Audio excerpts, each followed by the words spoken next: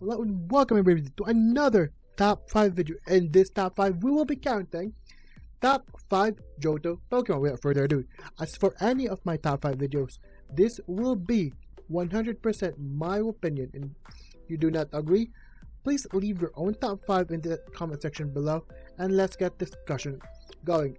And furthermore, to add to this, I'm also not gonna be including starters because I did have a separate videos for all of my favorite starters of all time.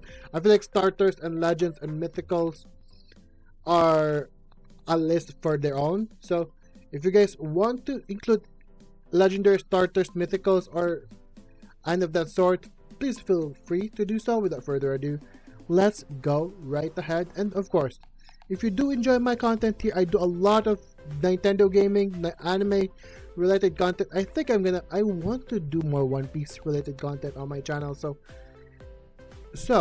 if you guys are interested, please leave a like and subscribe for more Pokemon and anime related content. Without further ado, let's go right ahead to number 5. Hitting it for number 5 is the Kite Pokemon Water Flying Mantis. I mean, look at this guy, like freaking flying type. There's really no other flying type other than Gyarados, which in hindsight Gyarados should not be a water flying type in honesty, but tangent aside. But the design here is really simple, really slick, and for me, I think it's always been iconic. I never thought of it as a second gen Pokemon at first glance, but surprisingly it actually is a second gen Pokemon, and I really do dig the design. Like, it's one of those unique typings. The design is solid, and its relationship with Remoraid and what's that?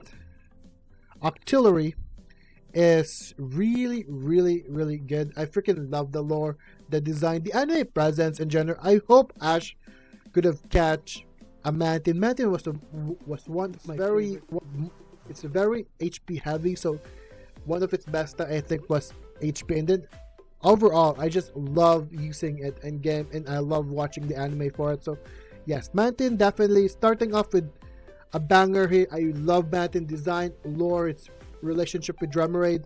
So yeah, number 5, starting on strong with Mantin, the Kite Pokemon. Let's proceed into number 4, the Bat himself, the Bat Pokemon, Poison Flying type Crobat. I mean, we all have those moments where we walking through the dark caves, and then Zubats appear over and over again. I believe a lot of YouTube even have some parodies about Zubats, but you know what? Comes Gen 2, they really made it worth it for us to catch a Zubat. Like, for me, this is the only reason I would legit catch a Zubat, because Crobat is just that Pokemon, that cool Pokemon that you would add to your team, and the fact that it needs high amounts of friendship to evolve, like makes it even the better because it's a rare one. So without further ado, design, it's the fact that it's also Brock, one of my favorite Giga Chad in the Pokemon anime, Brock's Pokemon. Overall, I freaking love Crobat and everything about that, the design, and I think one of the most uniquely designed wings as well, like having the 4 wings with like really cool kind of animation sort. I cannot describe for the life of me, but I just love how unique its flying animation in the anime is. So yeah, without further ado, like, I think it's a Caesar kind of pattern movement. So yeah, I freaking love Crobat in general, and every time Brock uses it, I freaking love it. So yes, number 4 definitely gonna be Crobat, the Bat Pokemon from Generation 2. I think I would even surmise to say that this is probably going to be, I consider, the early bird of Gen 2, because technically speaking, you can catch a Zubat really early on. So yes, I would consider this more of an early bird than Hoot Hoot. So without further ado, number 4 Crobat. Let's proceed into number 3, shall we? Probably one of the most iconic Generation 2 Pokemon, should have been a fourth starter of kind of the canonical 4th starter of Generation 2 is Ampharos. And this should have been a totally dragon type. It looks like a dragon. It's a cute dragon kind of little thing, but it's not a dragon. Yeah, how that makes sense. I freaking love Ampharos. Like, design, even the fact that Jasmine has it in the tower, and I just wanted Jasmine to have it in general. So for me, Ampharos is one of those Pokemon that from the very first time I saw it in the games, in the anime, I freaking adore. It's just so adorable. It's a powerful defensive kind of Pokemon, and it's very slow but relatively magnificent. Like, just elegant at its entirety. Elegant, adorable, so badass. I freaking love everything about Ampharos. Okay, Ampharos, you're cool, my guy. You are freaking cool, and you deserve a spot in my top 5 list. So without further ado, the light Pokemon of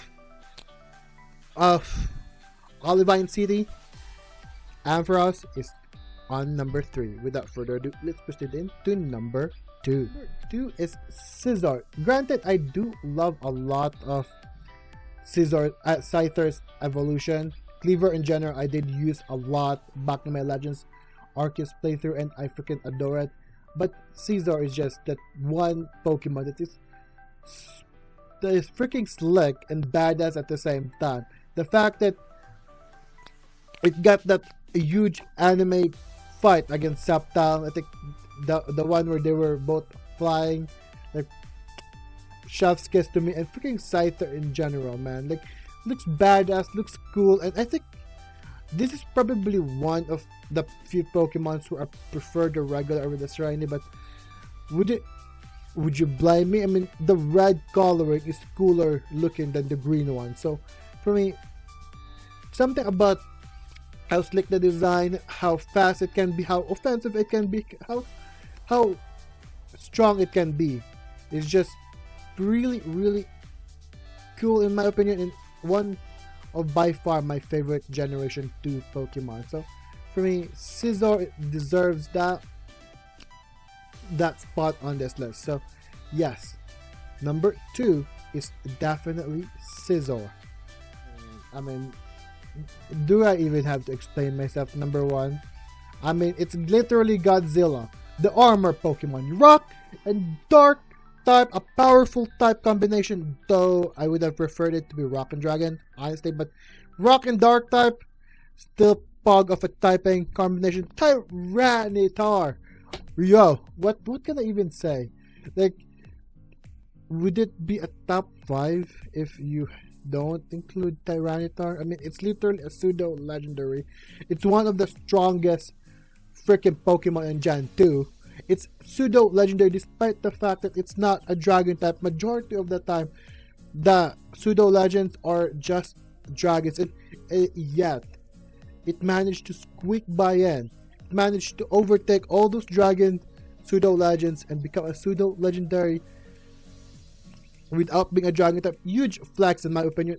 Everything about Tyranitar is just badass, cool, powerful, really good. You can have it as an entry hazard Pokemon, where you can set up some rocks, all of that jazz, or you can have it very bulky Pokemon, very wally. I love the diversity of how you use Tyranitar, and it can be a really, really offensive kind of Pokemon. So in general, I love the design, I love the versatility of this Pokemon. I freaking love everything with Tyranitar. So of course, it only makes sense that this Pokemon will be number 1 in the list. So yes, number 1, the armor Pokemon, Tyranitar.